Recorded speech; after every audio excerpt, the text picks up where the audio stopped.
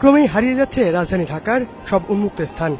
ইটকাট কংক্রিটের শহরে এখন চারিদিকে কেবল আকাশ ছোঁয়া বিশাল সব দালান কোঠা। একই সঙ্গে অবৈধ দখলদারদের দৌরাত্ম্যে রাজধানী সহ দেশের অধিকাংশ খেলার মাঠই এখন নিশ্চিহ্ন।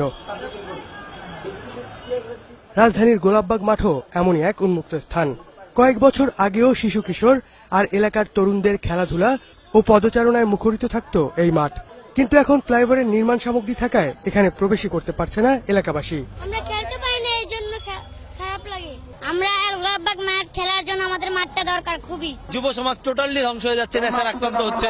খেলাধুলা কত শরীর স্বাস্থ্য ভালো থাকতো। যতগুলো মাঠ অবরুদ্ধ করে রাখা হচ্ছে সব মুক্ত করে দেওয়া হোক, যাতে আমরা খেলতে পারি, আমাদের যুব সমাজ যাতে ধ্বংসের পথে না চলে যায়।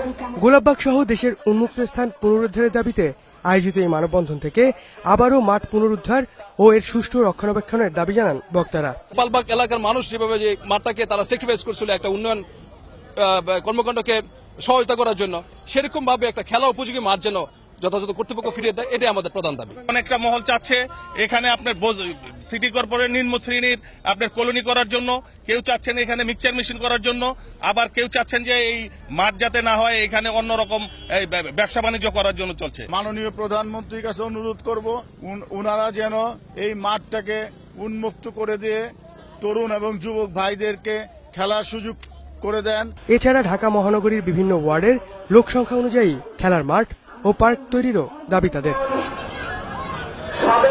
জামান মণ্ডল, 21 টেলিভিশন, ঢাকা।